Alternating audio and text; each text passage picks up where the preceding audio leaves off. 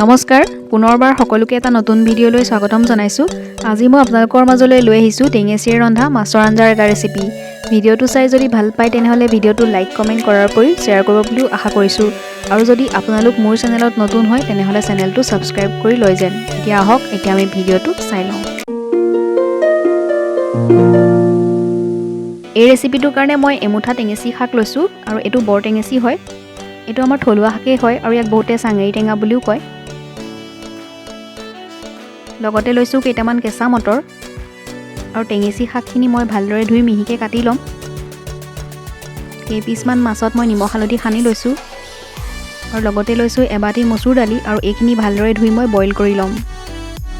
এতিয়া এখন কেৰাহী মই গেছৰ ওপৰত তুলি তেলখিনি গৰম হোৱাত ইয়াতে মাছখিনি মই ভাজি লৈছো। যেহেতু বৰালি মাছ ভাজোতে বহুত ফুটিছে গতিকে মই মাছখিনি ভাজোতে এনেকৈ ঢাকি দিছো।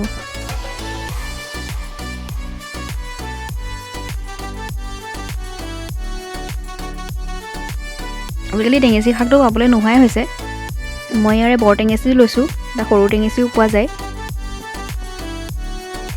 এয়া মোৰ মাছখিনি ভাজি সম্পূৰ্ণ হৈ গ'ল। এতিয়া মাছ ভজা তেলতে মই দিছো অকণমান মিঠি গুটি আৰু মিঠিখিনি ৰঙা হোৱা তাতে মই দিছো এটা শুকান জলকীয়া। শুকান জলকীয়া ৰঙা হোৱাকে ভাজি ললো আৰু তাতে মই কাটি থোৱা টেঙেচি শাকখিনি দি দিলো।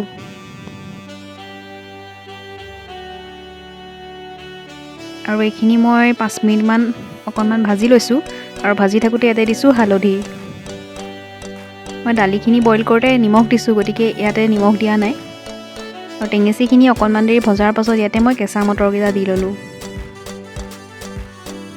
আৰু কেঁচা মটৰখিনি মই অলপ সিজালৈকে এইখিনি ভাজি ল'ম।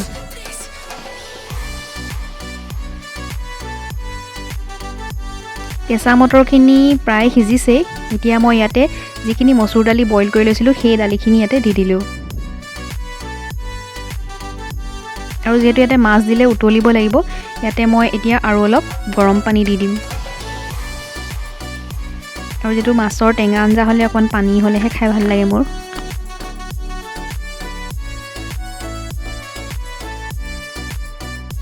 মই ইমানখিনিয়ে পানী ল'লোঁ আৰু পানী জোখটো আপোনালোকে নিজৰ আন্দাজ মতে দিব।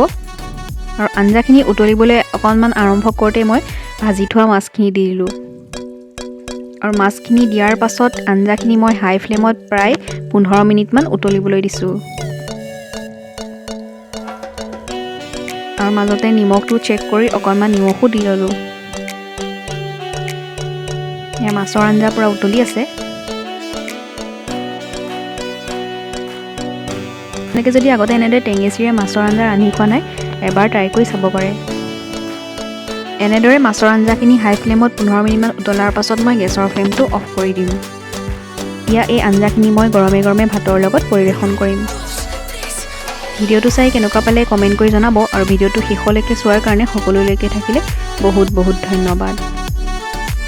পুনৰ এটা নতুন ভিডিঅ'ত লগ পোৱাৰ প্ৰতিশ্ৰুতিৰে আজিলৈ বাই বাই।